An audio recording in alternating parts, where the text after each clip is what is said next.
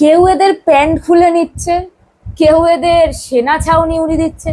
বলি কি অবস্থা এই পাক সেনার। বলে না, খেলনা পেয়ে বাচ্চারা যেমন খুশিতে নাচে, তেমনি আফগান তালেবানরাও এবার খেলছে খেলছে এক নতুন খেলা। ধর পাক সেনা, মার পাক সেনা। সোশ্যাল মিডিয়াতে সেই ভিডিওগুলোই এখন ছড়িয়ে পড়ছে। আর ছড়িয়ে পড়তেই বাচ্চারা বা পোলাপানরা তারা কি বলছে, বলছে ভাই সিনেমা তো হিট হয়ে গেল। কেউ কেউ আবার ক্যাপশন দিচ্ছে তালেবানদের নতুন ডান্স পারফরমেন্স। আবার কেউ কেউ লিখছে ৭২ হুরের বদলে পেল জামা খোলা সেনা। বাপ কাকাদের আমলে আমি শুনেছিলাম যে ৭১ সালে ওদের এইরকমই একটা অবস্থা হয়েছিল। ৯১,০০০ সেনার পিছন লাল করেছিল শ্যাম বাহাদুরের বাহিনী। তখন ভারতীয় সেনার কাছে লাইভ আত্মসমর্পণ করেছিল ওরা। পার্থক্য শুধু একটাই, ভারত তখনও মানবতা রক্ষা করেছিল, কিন্তু আফগানিস্তান ওরা তো এবার সত্যি প্যান্ট খুলে দিয়েছে।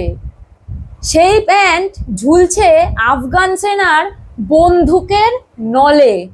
কিন্তু আপনারা জানেন এই শত্রুতার শুরুটা কোথায়? এই শত্রুতার শুরু সেই ব্রিটিশ আমলে। তখন আফগানদের সঙ্গে ব্রিটিশ সেনার প্রায়ই যুদ্ধ চলছে। যুদ্ধের সমাপ্তির জন্য তখন টানা হলো এক ডুরান্ড লাইন। ডুরান্ড লাইন মূলত ১৮৯৩ সালে ব্রিটিশ ভারত ও আফগানিস্তানের মধ্যে আঁকা একটি সীমারেখা। তখন থেকেই আফগানরা বলছে ইধার আফগানিস্তান উধার হিন্দুস্তান, তু কাহা সে আয়া পাকিস্তান। আর ডুরান্ড লাইন ছিল সাময়িক চুক্তির মতো একটা বিষয়, সেটা আফগানিদের জন্য। কিন্তু আমাদের মেনে নেওয়া নয়, চাপিয়ে দেওয়া, এমনটাই আফগানরা প্রথম থেকেই দাবি করে এসছে যে ডুরান্ড লাইনটা তাদেরকে চাপিয়ে দেওয়া হচ্ছে, তারা এই ডুরান্ড লাইন মানছেন না। কিন্তু অন্যদিকে পাকিস্তান কি বলছে? পাকিস্তান বলছে যে এটা বৈধ একটি সীমান্ত। কিন্তু মজার ব্যাপার এটাই, এই নিয়ে বিপুল বিতর্কে হচ্ছে রক্তপাত, যুদ্ধ, আর সীমান্তে চলছে প্রতিদিন গুলিগালা, ঝামেলা।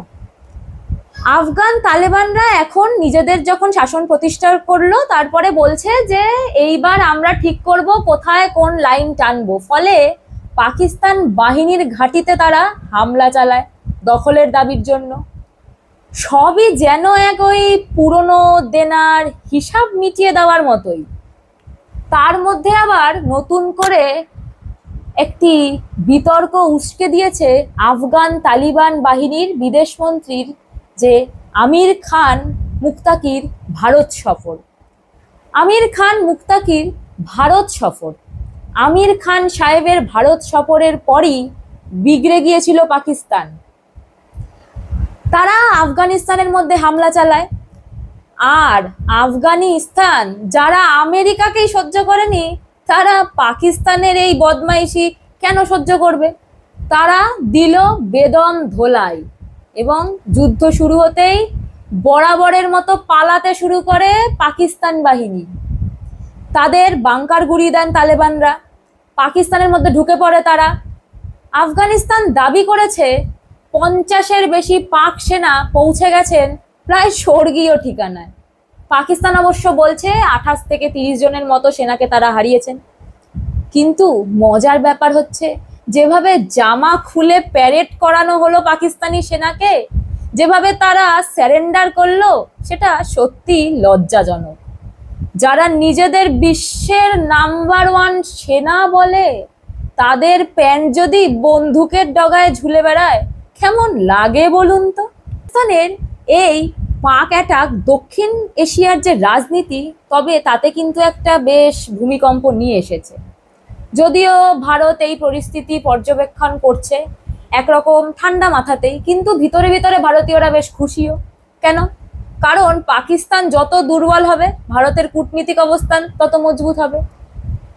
আফগানিস্তান পাকিস্তানি সেনাদের যেভাবে মারছে, জামা কাপড় খুলে নাচাচ্ছে, তাতে ভারতের বেশ সুবিধাই হয়েছে, কারণ ভারতকে তো আর ছুঁচো মেরে হাত গন্ধ করতে হবে না, তার আগেই পাকিস্তানের গল্প হয়ে যাবে। আফগানিস্তানের নতুন প্রশাসনের সঙ্গে ভারতের যে সম্পর্ক তা এখন ধীরে ধীরে উন্নত হচ্ছে।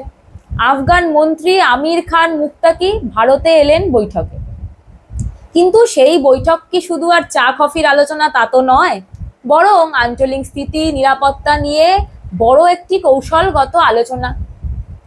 পাকিস্তান এখন একদিকে তালিবানদের আক্রমণে জর্জরিত, অন্যদিকে নিজেদের দেশের আভ্যন্তরীণ সংকটে হাঁপাচ্ছে, অর্থনীতি ভাঙা, রাজনীতি অচল, সেনাবাহিনী বিভক্ত, তার ওপর আবার আফগানদের এই যেন শেষ পেরেক। আফগানদের এই অ্যাটাক যেন পাকিস্তানের শেষ পেরেক। তবে সোশ্যাল মিডিয়া এটা নিয়ে বেশ ভালোই মজা নিচ্ছে।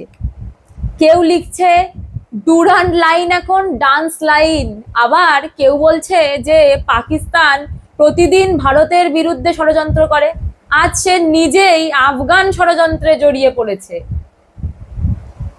কিন্তু আশ্চর্যের বিষয় হলো ভারতের কিছু রাজনৈতিক মহল আবার অন্য সুর বলছে।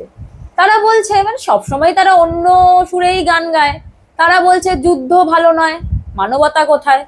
ঠিক আছে, সত্যিই যুদ্ধ ভালো নয়, আমরা মানছি, কিন্তু এই মানবতাবাদীরা কোথায় ছিল বলুন তো? যখন পাকিস্তান কাশ্মীরে জঙ্গি পাঠাচ্ছিল, তখন মানবতা কি কাশ্মীরের পাহাড়ে হারিয়ে গেছিল? ভারতের রাজনীতিতে পাকিস্তানের নাম উঠলেই কিছু গোষ্ঠী অদ্ভুত একটা নিরপেক্ষতার অভিনয় করে, যেন পাকিস্তানকে কটাক্ষ করা মানে তাদের ঘুম নষ্ট হয়ে যাবে, তারা রাতে আর ঘুমাতে পারবেন না। কিন্তু এবার যেহেতু পাকিস্তানের সেনারা নিজেরাই হাসির পাত্র হয়েছে, তবে তাই এই নিরপেক্ষ দলগুলো এখন বেশ চুপচাপ, তারা এই মানবিকতার মন্তব্যগুলো এখন আর করছেন। আজ এ পর্যন্তই। আপনাদের সাথে আমি এসোনা, আপনারা দেখছিলেন পলিটিক্যাল ডোজ।